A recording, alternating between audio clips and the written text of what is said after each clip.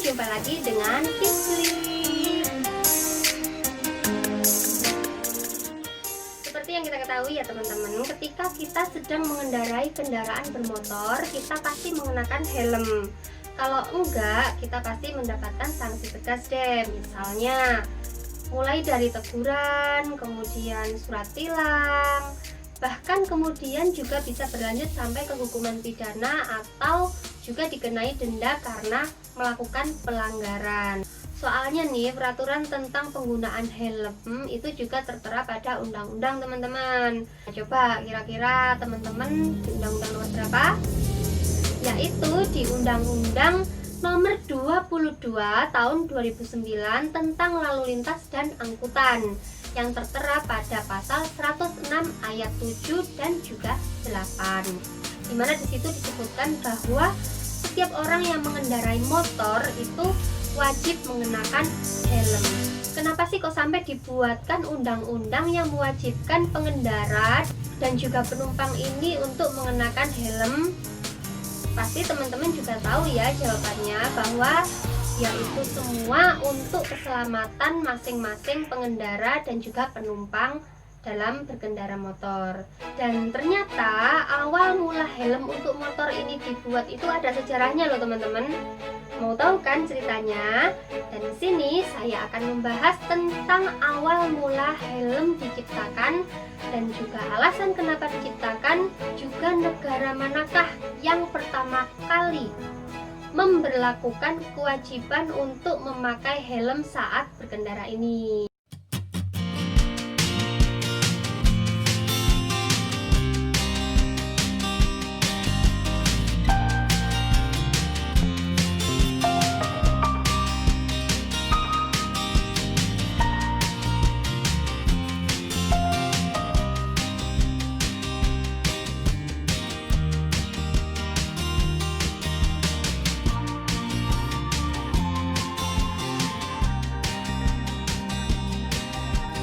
Jadi pada saat itu awal tahun 1935 ada seorang pria asal Inggris yang mengalami kecelakaan sangat fatal.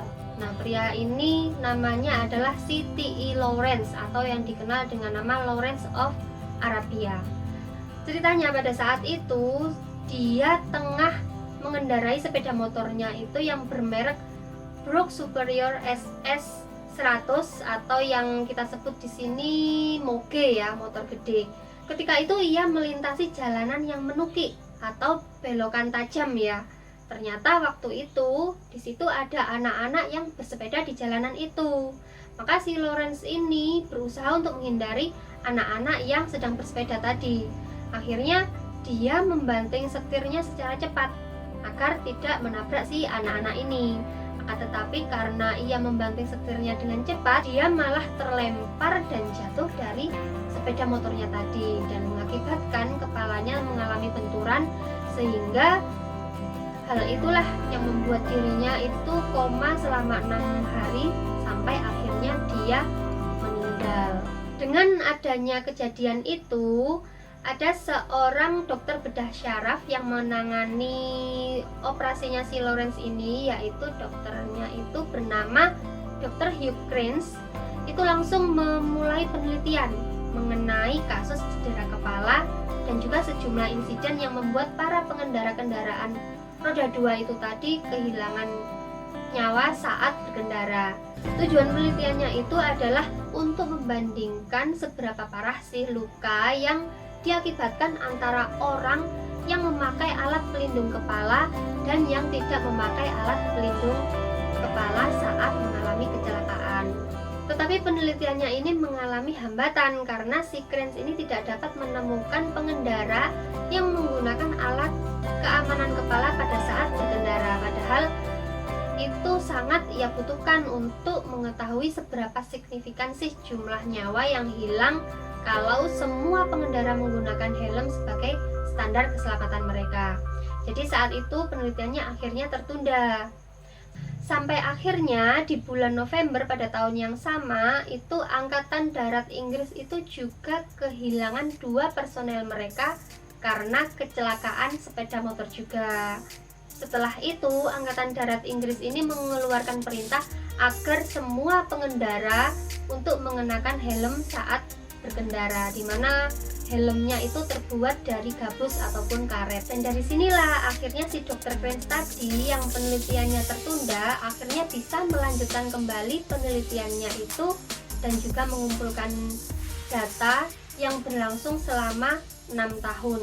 Sampai akhirnya pada tahun 1941 Dr. Crane ini memaparkan laporan pertamanya yang diterbitkan di British Medical Journal yang isinya menyatakan bahwa pemotor yang menggunakan pelindung kepala saat kecelakaan itu mengalami cedera kepala yang lebih ringan sehingga menurunkan resiko kematian. Dan kemudian pada tahun 1931 sampai 1953 itu popularitas sepeda motor itu semakin meningkat, naik pesat ya, banyak orang yang memiliki sepeda motor gitu. Dan kematian akibat kecelakaan dalam berkendara pun juga ikut meningkat. Karena fenomena itulah pada tahun 1953 ada seorang profesor dari University of South Carolina yang bernama C.F. Lombard.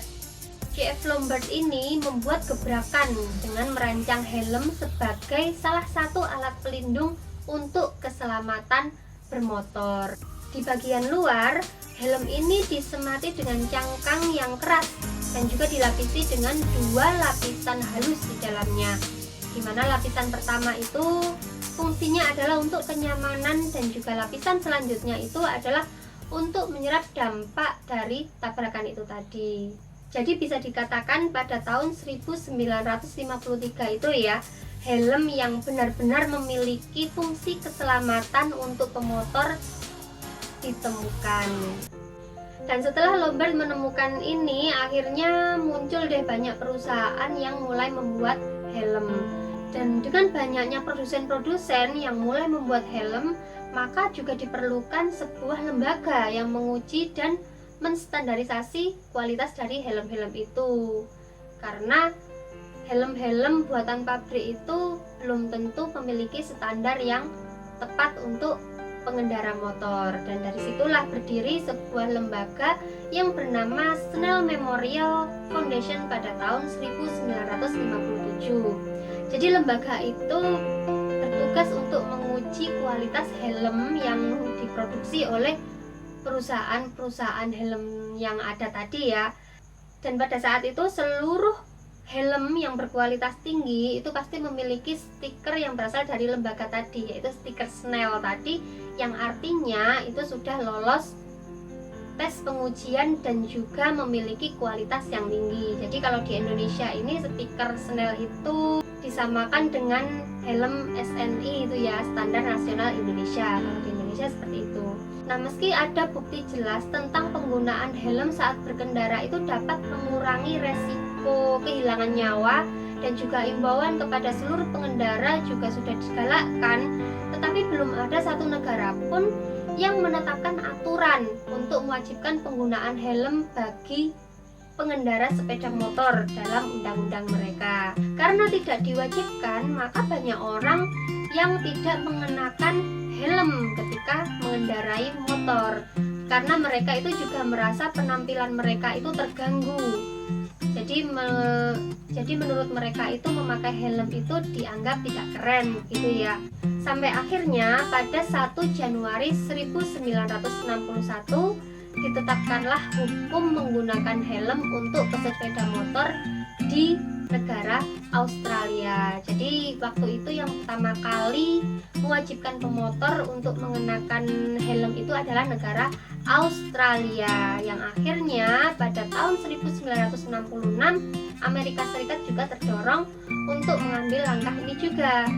Jadi Amerika Serikat itu menjadi negara yang kedua setelah Australia yang membentuk aturan untuk wajib mengenakan helm bagi para pengguna sepeda motor. Dan setelah itu mulailah negara-negara lainnya juga mengikuti aturan-aturan itu, yaitu mewajibkan motor untuk menggunakan helm termasuk negara kita, Indonesia. Nah, itulah tadi teman-teman sejarah awal mulanya helm diciptakan untuk pemotor dan awal mulanya helm diwajibkan untuk dipakai. Jadi jangan lupa teman-teman untuk memakai helm selama berkendaraan motor ya.